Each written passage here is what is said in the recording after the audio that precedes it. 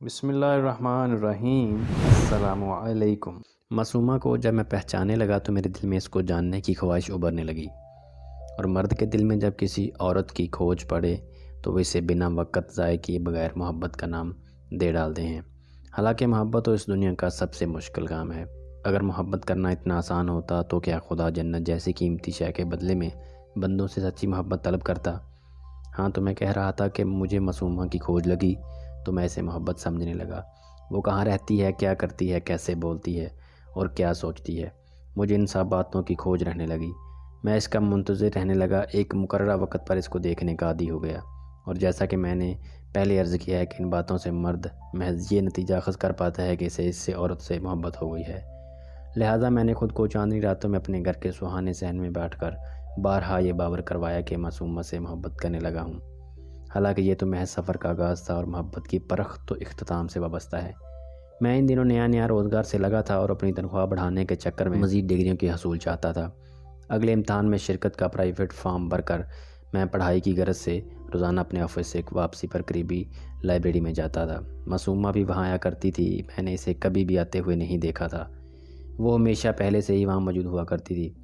مخصوص میز تھی جہاں وہ مجھے روزانہ بیٹھے ہوئے ملتی تھی۔ اس کے پاس کئی رنگوں کی قمیضیں تھیں، مگر دوپٹہ اور شلوار سفید رنگ کے تھے۔ پیروں میں ہمیشہ براؤن رنگ کے سینڈل پہنا کرتی تھی۔ اس کے حلیے سے یہ اندازہ لگانا مشکل امر نہ تھا کہ وہ متوسط طبقے سے تعلق رکھنے والی لڑکی ہے۔ یہ بھی اندازہ لگانا آسان تھا کہ وہ شرمیلی لڑکی تھی۔ میں نے کبھی اسے کسی سے فالتو فضول بات کرتے نہ دیکھا تھا۔ اس کا نام بھی میں نے ایک لڑکی کے منہ سے سنا تھا جو ایک مرتبہ اس کو لینے کے لیے آئی تھی، اور سچی بات تو یہ ہے کہ میری اس کی جانب توجہ اس کے نام ہی نے مبذول کروائی تھی، معصومہ۔ میں زیر لب دہرانے پر مجبور ہوا تھا، اور پھر اگلے روز اسے اسی مخصوص میز پر میرے لبوں سے خود بخود نکلا، معصومہ۔ میں نے اسے غور سے دیکھا، وہ مجھے بہت معصوم اور اپنی سی لگی، اور پھر اس کے بعد خیالات کا ایک سلسلہ چل نکلا۔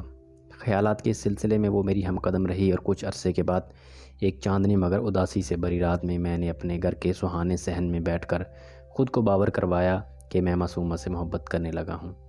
نہ جانے یہ محبت تھی کہ اس کو جاننے کی جستجو کا نام، جو اس کو دیکھ کر میرے دل میں جاگی تھی۔ جستجو محبت نہیں ہوتی، جستجو تو جان لینے کے بعد ختم ہو جاتی ہے، اور محبت جان لینے کے بعد شروع ہو جاتی ہے۔ میں نے معصومہ کو جان لینے کی کوشش شروع کر دی۔ میں آفس جلد از جلد اٹھنے کے لیے کوشش کرتا اور بلا ناغہ لائبریری جایا کرتا۔ میں کوشش کرتا کہ میری نشست اس کی نشست سے قریب تر ہوتی۔ کورس کی کتابوں کی بجائے اب میں اس کا چہرہ پڑھنے لگا۔ میری نوٹ بک خالی رہتی اور میرے دل کے صفحات رنگین ہوتے چلے جاتے۔ ان پلکوں کا گرنا اٹھنا، ان لبوں کا پھیلنا سمٹنا، اس کے نقوش کی بولی اب مجھے ازبر ہو گئی۔ میں اس کے انداز کے ہر رنگ کو پہچاننے لگا، لیکن یہ شاید محض جستجو کا سفر ہی تھا، محبت نہ تھی۔ مرد آغاز ہی میں جستجو کو محبت تسلیم کر لیتا ہے، اور عورت اس غلطی کو آخر تک بہت وفاداری سے نبھاتی ہے۔ میرے دل میں معصومہ کو اپنانے کی خواہش جاگنے لگی۔ ہر مرد اپنی محبت کی پہلی فرصت میں اپنانا چاہتا ہے، اور بعض اوقات اپنی مصروفیات کو بھی فرصت بنا لیتا ہے۔ جو وقت مجھے اپنے امتحان کی تیاری کے لیے درکار تھا، اسے میں نے معصومہ سے محبت کرنے میں خرچ کر دیا۔ اور مرد کی دلچسپی میں اتنی تپش تو ہوتی ہے کہ اسے اپنے گالوں پر محسوس کر کے کوئی بھی لڑکی ہڑبڑا کر ادھر ادھر دیکھنے پر مجبور ہو جاتی ہے۔ اور درد دل پر کون دستک دیتا ہے، معصومہ کو میری لگن کا احساس ہونے لگا۔ اب وہ قدرے الجھن کا شکار نظر آنے لگی۔ اس کے ہر انداز میں ایک کھنچاؤ سا آنے لگا۔ بے فکری سے کتابوں کا مطالعہ کی وہ عادت رخصت ہو گئی۔ اب وہ بار بار چونک کر میری طرف دیکھتی اور مجھے دیکھتا پا کر فوراً کتاب پر جھک جاتی۔ سفید دوپٹے کے حالے میں چمکتے اس کے کتابی چہرے کی ہر سطر بے چینی کی تحریر واضح طور پر پڑھی جانے لگی۔ تب ایک روز میں نے فیصلہ کیا کہ مجھے معصومہ سے سب کچھ کہہ دینا چاہیے، یہ کہ میں اسے چاہتا ہوں۔ معصومہ، میں تمہیں چاہتا ہوں، ایک روز ریہرسل کے طور پر میں نے دہرایا۔ پھر میں خود ہی سوچنے پر مجبور ہو گیا کہ جواب میں وہ کیا کہے گی، اسے کیا کہنا چاہیے، اس جملے کا مفہوم کیا ہے۔ میں تمہیں چاہتا ہوں، یہ کہ میں تمہیں اپنانا چاہتا ہوں، تمہارے وجود پر قابض ہونا چاہتا ہوں، تمہاری سوچوں پر اپنا تسلط چاہتا ہوں، تمہیں حاصل کرنا چاہتا ہوں۔ اگر اس نے پوچھ لیا کہ آپ مجھ سے کیا چاہتے ہیں، مجھے چاہتے ہیں، تو چاہتے رہیں۔ اس سلسلے میں بھلا میں آپ کی کیا مدد کر سکتی ہوں؟ میں سوچ میں پڑ گیا۔ اس سوال کا جواب بالکل آسان تھا۔ ایک سادہ سی حقیقت میں تمہیں اپنانا چاہتا ہوں، معصومہ۔ تمہارے وجود سے اپنے وجود کی تکمیل چاہتا ہوں، تمہاری خوشبو سے اپنی تنہائیوں کو سجانا چاہتا ہوں، اپنے گھر کے سہانے پن کو تمہارے پازیب کی آواز سے بھر لینا چاہتا ہوں۔ مجھے اپنا ساتھ بخش دو، معصومہ، مجھے شدت سے تمہاری ضرورت ہے۔ ہاں، مگر کوئی تمنا مجھ سے پوشیدہ میرے پیش نظر ہوتی ہے۔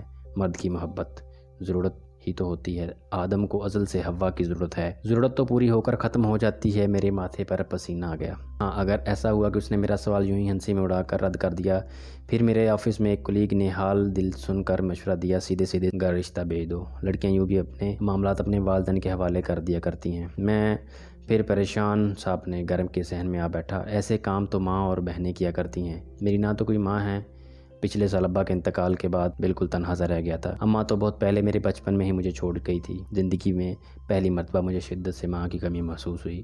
ماں کی ہستی، جس کی مہربان گود میں اپنا چہرہ چھپا کر انسان زندگی کا ہر دکھ کہہ سکتا ہے، جس کے کمزور وجود کے پیچھے چھپ کر ہر طوفان کا مقابلہ کیا جا سکتا ہے۔ ماں، جو کمزور سی عورت کا سب سے طاقتور روپ ہے۔ اور اگر آج میری ماں زندہ ہوتی تو میں اس سے حال دل کہہ کر کتنا ہلکا پھلکا ہو جاتا۔ وہ سب کچھ سنبھال لیتی، کچھ بھی کرتی، مگر معصومہ کو میرا بنا کر اپنے گھر لے آتی۔ میرا کام محض معصومہ کو گھونگھٹ اٹھا کر اظہار محبت کرنا رہ جاتا۔ پھر وہی اظہار محبت، اس دنیا کا سب سے مشکل کام، اپنی دعا قبول کیے جانے کے منظر کا چشم تصور سے ملاحظہ کرنے کا کام میں نہ جانے کتنے دن تک کرتا رہا اور معصومہ سے کچھ بھی نہ کہہ سکا۔ حتیٰ کہ میرے کولیگ نے پھر سے مجھے معصومہ کی بات کی، تم تو بہت بزدل ہو بشر، ایک لڑکی سے اظہار محبت کرنا بھلا ایسا بھی کیا مشکل کام ہے؟ مجھے کیا کرنا چاہیے؟ یوں کرو، وہ سوچتے ہوئے بولا، اس کے لیے کوئی تحفہ خرید لو جو عورت کے لیے اٹریکشن رکھتا ہو، اسے وہ تحفہ دو جو وہ یقیناً وجہ جاننا چاہے گی، پھر کیا بات سے بات نکلتی چلی جائے گی، اسے تمہارے جذبات کی شدت کا انتظار ہونے لگے گا، اس طرح اس کے دل میں تمہارے لیے نرم گوشہ پیدا ہوگا۔ عورت کے دل میں کسی ایک مرد کے لیے نرم گوشہ پیدا ہو جائے تو پھر اسے حاصل کرنا زیادہ مشکل نہیں ہوتا۔ میں نے باسط کا شکریہ ادا کیا اور واپسی لائبریری چلا گیا۔ اب میرا زیادہ وقت یہ سوچنے میں صرف ہونے لگا کہ معصومہ کو تحفے میں کیا چیز دی جائے۔ یہ میری جانب سے اس کے لیے محبت کا پہلا تحفہ ہوتا، ایک یادگار، یہ یقیناً خاص ہونا چاہیے۔ میری الجھن بڑھنے لگی۔ ایک روز جب میں پریشانی میں سکے جا رہا تھا، اس نے جھنجھلا کر اپنی کتاب بند کی اور گسیلی نگاہ مجھ پر ڈال کر اٹھ کھڑی ہوئی۔ لمحے بھر کے لیے میرے دل کی دھڑکن تھم گئی۔ وہ نہ جانے کیا کرنے چاہ رہی تھی، کیا وہ مجھ سے باز پرس کرنے کا ارادہ رکھتی تھی یا وہ لائبریری کی انتظامیہ کو میرے رویے سے آگاہ کرنے جا رہی تھی۔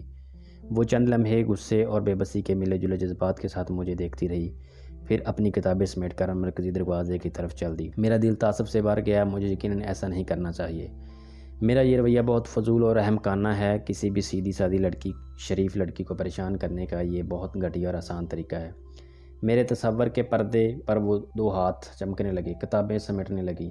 اس کے ہاتھ بلا شبہ خوبصورت تھے، سفید سفید، خوبصورت، صاف ستھرے، بری بری کلائیوں والے ہاتھ۔ ان ہاتھوں میں رنگ برنگی چوڑیاں سجانے کا ارمان ایک بار پھر سے شدت سے دل میں جاگا۔ میں لائبریری سے نکل کر بازار چلا گیا، مختلف دکانوں کی خاک چھانتا، چیزیں دیکھتا، پسند کرتا اور رد کر دیتا اور آگے چلا جاتا۔ پھر ایک دم ایک دکان کے شوکیس کے سامنے رک گیا۔ ایک جویلری کی دکان تھی اور میری توجہ شوکیس میں سجے ایک جڑواں کنگن نے کھینچ لی۔ وہ بہت خوبصورت کنگن تھا۔ میرے تصور کے پردے پر بری بری کلائیاں لہرائیں اور اس کنگن کو معصومہ کی کلائی میں سجا دینے کی خواہش نے میرا وجود بھر دیا۔ میں دکان میں گھس گیا اور اس کے مالک سے کنگن کی بات کرنے لگا۔ اس نے مجھے سر سے پاؤں تک دیکھتے ہوئے اس کی قیمت بتائی۔ میں سر جھکا کر دکان سے نکل آیا، فٹ پاتھ پر چل کر اپنی موٹر سائیکل کی طرف جاتے ہوئے سوچ میں پڑ گیا کہ کیا میں اس قابل ہوں کہ معصومہ کو 22,000 کا تحفہ دے سکوں؟ لیکن دل تھا کہ کسی بچے کی طرح مچل مچل کر اس چاند کی ضد کیے جا رہا تھا۔ یہ ایک مرد کا دل تھا اور مرد شیر مار سکتا ہے لیکن اپنے دل کو نہیں مار سکتا۔ یہ تو ازل سے ہے، کمزور اور عورت کی تقدیر میں لکھ دیا گیا ہے۔ میں نے ایک نگاہ اپنی بائک پر ڈالی۔ پچھلے مہینے حامد مستری میرے محلے میں رہتا تھا، پرانی گاڑیوں کی مرمت و خرید و فروخت کا کام کرتا تھا۔ نہ جانے کیوں وہ پچھلے سالوں سے میری بائک کے پیچھے لگا ہوا تھا۔ باؤ جی ہوں 200ویں کی خیال ہے۔ مجھے گلی میں آتے جاتے اکثر پشت پر اس کی آواز سنائی دیتی تھی۔ اس کا خیال تھا کہ وہ مجھے موٹر سائیکل بیچ کر نئی موٹر سائیکل خرید لینی چاہیے، جبکہ میرا ایسا کوئی ارادہ نہ تھا۔ مجھے اپنی چاند گاڑی بے حد عزیز تھی۔ حامد مستری کی ترغیب میں جیسے جیسے شدت پیدا ہوتی گئی، ویسے ویسے میرے اندر ارادے کی پختگی میں اضافہ ہوتا گیا۔ میں گھر جانے کے بجائے سیدھا حامد مستری کی دکان پر جا پہنچا۔ مستری، موٹر سائیکل کا کیا دو گے؟ 20,000۔ اس نے میرے چہرے پر لکھی ضرورت پڑی۔ میں واپس مڑنے لگا تو میرے بازو تھام لیا۔ ٹھہر جاؤ باؤ جی، تسی بھی بس۔ پھر وہ اندر گیا اور گن کر رقم لے آیا۔ پورے 50,000 ہیں۔ ویسے کرنے کی ہے تسی؟ اس کے چہرے پر چمک اور لہجے کی شگفتگی تھی۔ میں جواب دیے بغیر باہر نکل آیا۔ حامد مستری کی دکان سے نکل کر ایک لمحے کے لیے میں نے خود کو بے حد ادھورا محسوس کیا تھا۔ جیسے اچانک کوئی بہت قیمتی شے انسان کی دسترس سے دور ہو جائے، لیکن پھر معصومہ کی طاقتور خیال نے ہر خیال پسے پشت دھکیل دیا۔ میں ٹیکسی کر کے جیولر کی دکان